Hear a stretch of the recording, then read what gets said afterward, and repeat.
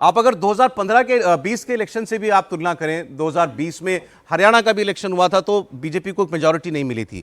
महाराष्ट्र के इलेक्शन में 105 पर थी, आज 132 सीट पर आई। हरियाणा में अपने दम पर सरकार बनाई भारतीय जनता पार्टी में। जबरदस्त रिवाइवल बीजेपी का स्टेट्स के अंदर दिखाई दे रहा है। क्या ये दिल्ली उसमें एक एड ऑन हो सकता है? देखिए, सैद्धांतिक रूप से जरूर लगता है, दावा मजबूत लगता है, लेकिन फिर वही वाली बात आती है कि जहां कांग्रेस पार्टी नहीं होती है, क्षेत्रीय दल के खिलाफ भाजपा को काफ़ी कठिनाई होती है। और जहां के ऊपर बिल्कुल एक एक कॉन्स्टिट्यूंसीज में एक एक मामले पे अभी वोटर मतदाता वाली बात, जो सूची की बात करी, तो देखिए वो आम आदमी पार्टी जो है बहुत ज़्यादा सचेत, सक्षम और हर तरीके से पलटवार करने में वो माहिर है। तो इस तरह से भाजपा के लिए बहुत बड़ी, और चेहरे की कमी, और चेहरे जो है वो सारे वंशवाद की बात सामने आ रही है। तो ये तमाम बातें मुझे लगता है कि नरेंद्र मोदी जी के लिए हो सकता है वोट परसेंटेज बढ़े, लेकिन वही होगा, हिसाब जूका तू कुनबा डूबा क्यों। हिसाब जोका तू कुनबा डूबा क्यों, ये किसके लिए होगा? बीजेपी के लिए। मतलब ऐसे जो मुझे लगता है कि वोट परसेंटेज बढ़ जाए, सब अच्छा लगे, लेकिन परिणाम जो है बरक्स आए। अच्छा ठीक है, लॉन्ग फ्रेम में ले लें जरा, बात तो है। जी जी जी, हर्षवर्धन त्रिपाठी साहब बताइए, नरेंद्र मोदी का ये बाउंस बैक वाला साल रहेगा या अरविंद केजरीवाल का चौथी बार ताजपोशी वाला? देखिए, सबसे पहले तो एक जो रशीद जी ने कहा, बाकी सब दुरुस्त है, बस एक ही बात है कि महाराष्ट्र में क्षेत्रीय दल भी थे, कांग्रेस भी थे, सब मिलके भी स्वाहा, मतलब सबकी ताकत मिलके भी भाजपा के सामने स्वाहा हो गए। इसका मतलब ये हुआ कि ये वाली जो अवधारणा है, या जिसको कहें कि पॉलिटिकल एक पोस्चरिंग होती है कि नहीं, जहां कांग्रेस अकेले होती है वहां तो भाजपा लड़ लेती है, जहां क्षेत्रीय दल होते हैं वहां भाजपा नहीं लड़ पाती, तो क्षेत्रीय दल को भी भाजपा पीटती है, कांग्रेस को पीटती है। अब एक बात बिल्कुल दुरुस्त है, जो शुरुआत में ही रशीद जी ने कहा कि शेर को सवा शेर मिला है, और जिनके लिए मैं कहता हूं कि चलता फिरता पावर पॉइंट प्रेजेंटेशन है अरविंद केजरीवाल। अब उनकी स्थिति थोड़ी अलग होती है, वो हर चीज ऐसे लेके आते हैं कि भाजपा भी चौंक जाती है। लेकिन अभी मैं कैंपेन सॉन्ग सुनते हुए आ रहा था, इस शो के लिए जब मैं आ रहा था तो रास्ते भर मैंने कैंपेन सॉन्ग, फिर लाएंगे केजरीवाल, फिर लाएंगे केजरीवाल। और अगर आप ध्यान से देखें तो केजरीवाल के आंदोलन से लेकर 13, 15, 20 का तो मुझे याद नहीं आ रहा है, इतना पिटा हुआ कैंपेन सॉन्ग कभी आम आदमी पार्टी की तरफ से नहीं आया। आप उसको चला के देखिए, आपको लगेगा कि फिर लाएंगे, और केजरीवाल बोलने के बीच में उसको गाने वाले को भी लग रहा है कि यार ये कुछ राइम नहीं बैठ रही। तो दिल्ली की जनता के दिमाग में भी थोड़ी सी राइमिंग गड़बड़ हो गई। क्यों गड़बड़ हो गई?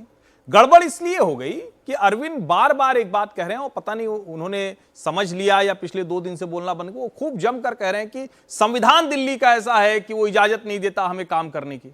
2 दिन से वो नहीं बोल रहे हैं, लेकिन उनका ये बोला हुआ दिल्ली की जनता में चर्चा जरूर हो रही होगी कि भाई अगर संविधान ऐसा है कि एक सरकार काम करना चाहती दूसरी रोक देती, तो फिर ऐसी सरकार को हम क्यों लाएं जो फिर से रुक जाएगा मामला।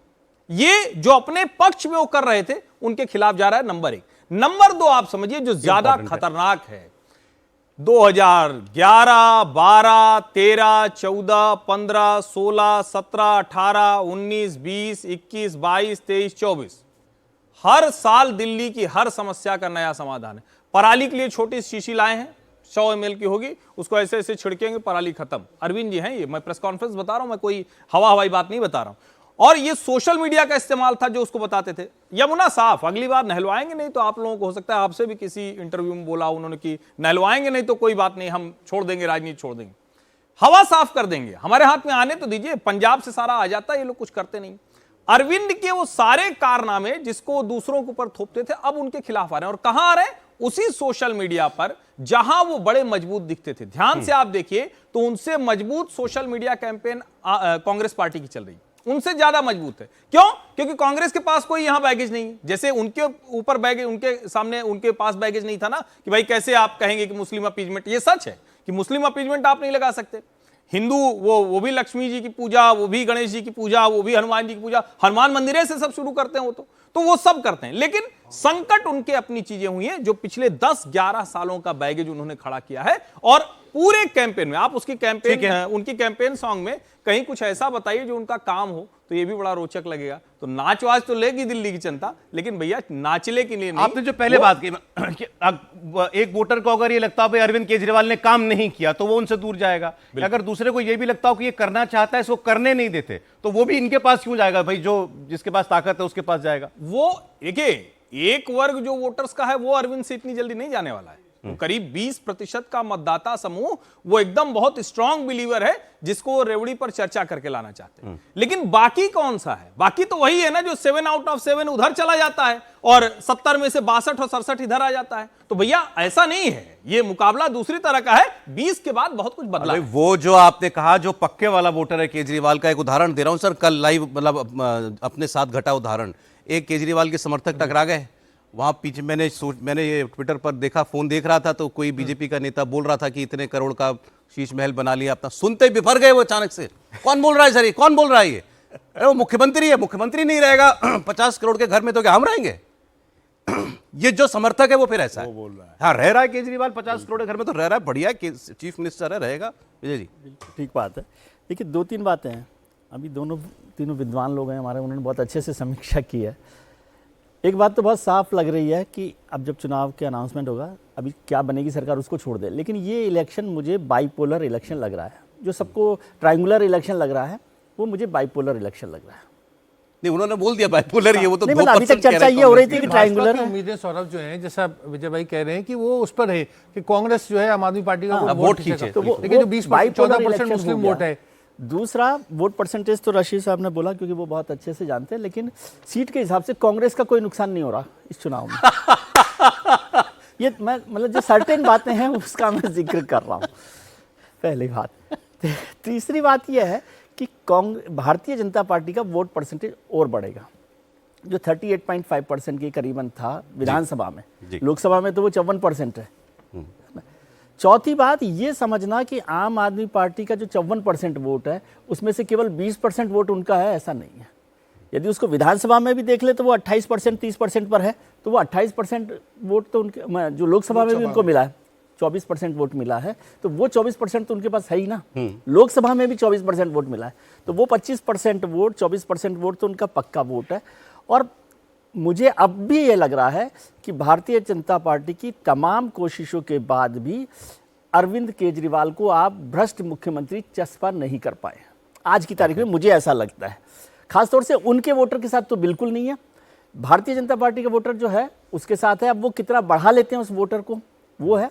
और यदि कांग्रेस का वोट परसेंटेज नहीं बढ़ा, ये वैसा ही है जैसे क्रिकेट में हम लोग सोचते हैं जब बड़े मैच होते हैं, वर्ल्ड कप होता है, तो उसमें से ये रशीद जी की टीम हार जाए और त्रिपाठी जी जीत जाए और फिर समीर तो मैं निकल जाऊंगा, हाँ। वैसा भारतीय जनता पार्टी का है कि कांग्रेस थोड़ा सा बढ़ा ले, क्योंकि उनका 2-3%, 4%, 2-3% तो बढ़ ही सकता है वोट भारतीय जनता पार्टी का, ठीक है।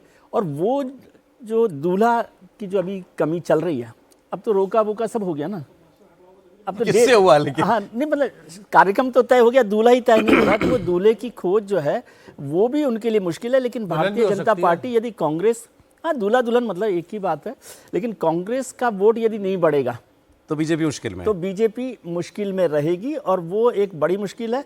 और भारतीय जनता पार्टी को भी अभी भी कोई स्ट्रॉन्ग कैंपेन लाइन नहीं मिल रही है कि जो उसके लिए हो। और फ्री बीज का तो उनके पास कोई जवाब नहीं कि प्रधानमंत्री जी ने कह दिया कि भाई हम इसको नहीं रोकेंगे, कोई स्कीम बंद नहीं करेंगे। एक बार जो आपने बात की, देवेंद्र हैं अगर हमारे पास, तो मैं देवेंद्र के पास जाना चाह रहा था।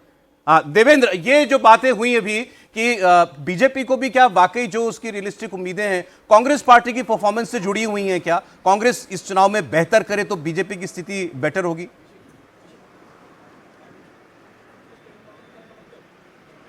या बिल्कुल सर, फिर में ही मैंने ये बोला था कि बीजेपी की बहुत ज़्यादा उम्मीदें इस बात पर ही निर्भर करेंगी कि कांग्रेस पार्टी कम से कम 30 ऐसी सीटें हैं जहां पे वो बेहतर करे, 30 ना तो 20 वो सीटें हैं, जैसे कि 7 से 8 सीट सौरभ ऐसी हैं और जहां पर जो मुस्लिम वोट हैं वो बहुत साइजेबल अमाउंट में है। दूसरा 12 सीटें ऐसी हैं जो कि SC/ST के रिजर्व हैं, तो ये 12-8-20 सीटें तो ऐसी हो गई। इसके अलावा 7-8 सीटें और हैं, तो इन सीटों पर अगर कांग्रेस पार्टी कुछ ट्रायंगुलर फाइट जैसी स्थिति बना पाए तो फिर बीजेपी के लिए स्थिति अच्छी होगी। क्योंकि हम सभी जानते हैं कि दिल्ली में जो डिलिमिटेशन हुआ था उसके बाद बीजेपी के अपने वोट बैंक के हिसाब से देखें तो 40 सीटें ऐसी हैं जिस पर बीजेपी मजबूती से फाइट करने की स्थिति में रहती है, 30 सीट पर तो उसको समस्या ही रहती है। इस प्रकार की उसकी डेमोग्राफी है। तो ऐसे कंडीशन में बीजेपी की उम्मीदें कितनी ज़्यादा निर्भर कर रही होगी कांग्रेस पार्टी पर, आप बहुत आसानी से सोच सकते हैं। और कांग्रेस पार्टी की अगर बात करें तो पिछले 2 चुनाव की तुलना में इस बार कम से कम उसका एक वाइब्रेशन हो रहा है, और उस वाइब्रेशन से ये उम्मीद है कि शायद बीजेपी को ये उम्मीद है कि शायद अगर कोई साइजेबल अमाउंट उनके पास आए वोट का तो फिर उनकी स्थिति अच्छी होगी। जैसे कालका जी की सीट का उदाहरण उठा के देखें सौरभ, बहुत ज़्यादा चर्चा होगी कि रमेश बिदूरी ने जो बोला क्यों बोला, विवादास्पद बयान, इसमें कोई दो राय नहीं कि बेहद आपत्तिजनक और विवादास्पद बयान था। लेकिन जो बीजेपी सोर्सेस से हमें जानकारी मिली उसके हिसाब से वो एक स्ट्रेटजी के तहत इस लिहाज से बोला जा रहा था कि कांग्रेस पार्टी अगर कालकाजी में मजबूत नहीं हुई तो फिर आतिशी का रास्ता रोकना मुश्किल होगा। अगर कांग्रेस पार्टी वहाँ पे मजबूती से लड़ी तो फिर आतिशी आसानी से हार सकती है, बीजेपी वो सीट निकाल सकती है। और इस लिहाज से प्रियंका गांधी का इस रूप में उदाहरण देकर रमेश बिदोड़ी ने वो बयान दिया था। हालांकि वो बयान ज़्यादा ख़राब चला गया, उनको माफ़ी मांगनी पड़ी, लेकिन ये रणनीति ज़रूर थी बीजेपी की तो और वहाँ पर रमेश बिदोड़ी की कि कुछ ऐसा किया जाए जिससे कांग्रेस पार्टी कम से कम फाइट में नजर आए और जो वोट शेयर सबका सब आम आदमी पार्टी की तरफ जा रहा है, जो एंटी बीजेपी वोट है उसमें विभाजन हो और बीजेपी अपने वोट को लेकर वहाँ पे जीत हासिल करे। तो इस तरह की रणनीति अधिकांश सीटों पे आपको नजर आएगी, उन अधिकांश सीटों जो कोई 25 से 30 सीटों जिनका मैं जिक्र कर रहा हूँ। बीजेपी कांग्रेस का चुनाव बना रही है मतलब। अच्छा ये बताएंगे जो सीटों में इस बार उम्मीदवार दिए गए हैं, उस दिन आपसे काफी लंबी चर्चा हुई थी देवेंद्र, कितना होमवर्क इस पे हुआ है और वो लिस्ट कैसी दिखाई दे रही है बीजेपी के उम्मीदवारों की?